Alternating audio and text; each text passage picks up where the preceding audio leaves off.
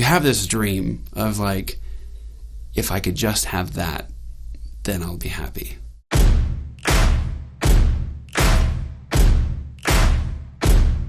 I grew up in Japan doing 2 different martial arts systems. I won everything there was to win. International championships, national championships, world championships, the same tournaments that made Chuck Norris famous. I did Mortal Kombat the World Tour. I played Johnny Cage in Nightwolf and Baraka. I did the choreography and the stunts for the Ninja Turtles franchise. I got everything I asked for, and it wasn't enough. I was drinking alcohol every single day. I could not drink alcohol. I was taking ecstasy every day. I was taking pills, Oxycontin, Percocets. I was taking cocaine. Whatever was there, I was doing it. I'm doing everything, and it's not hitting the spot. It's just destroying me.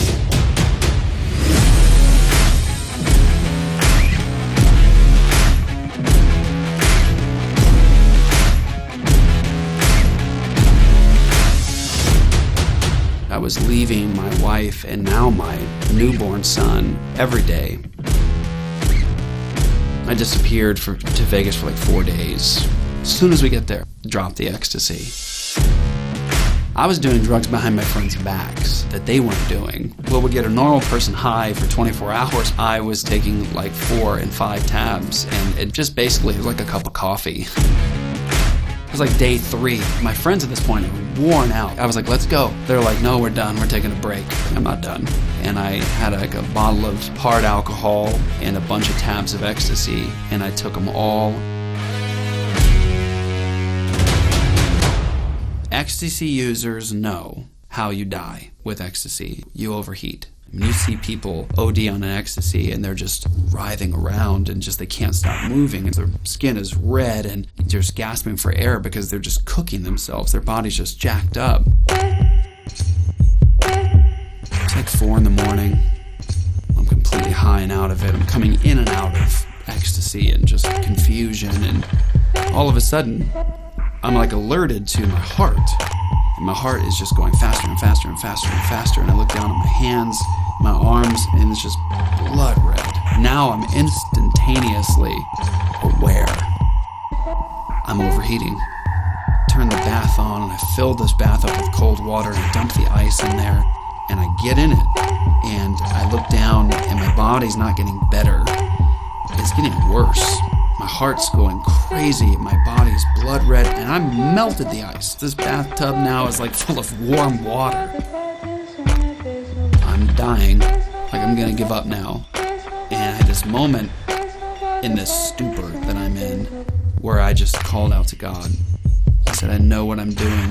You have every right to kill me, but please don't kill me yet. Just destroy my life. Get me out of this.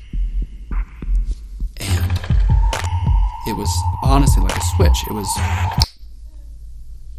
done. I'm back.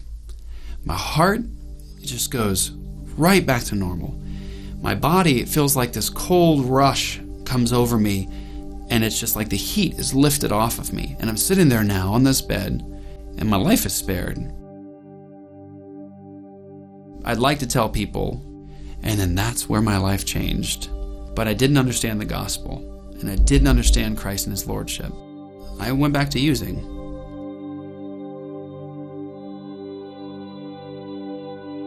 And then one day, at 6 a.m., I wake up, and my car is being repossessed. And next thing you know, my electric shuts off, and then my water shuts off, and then my phone shuts off, and I get an eviction notice on my door. Now I had this moment where I had just complete silence. No more music.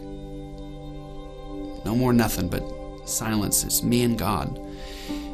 And so I remember that I began to open the Bible. I'm reading Jesus call people to him and say, come and die.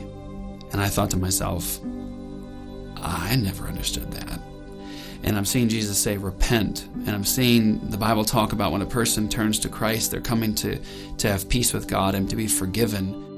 wait a minute, I thought you just pray this prayer and then you get to go to heaven one day, and I'm seeing Jesus and the apostles talk about the gospel in terms of like it's bigger.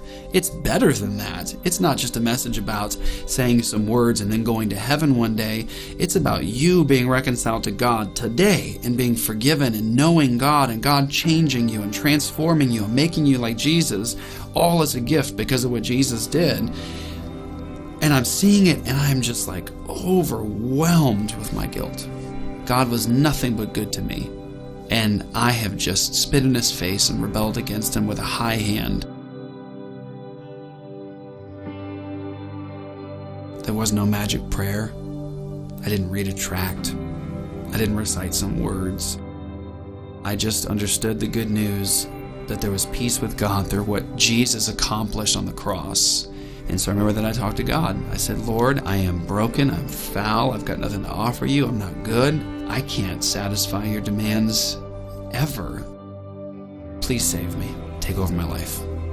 Lord, I can't save myself, so please save me, and please take over my life and rule me. And that's when my life started to change. That's it.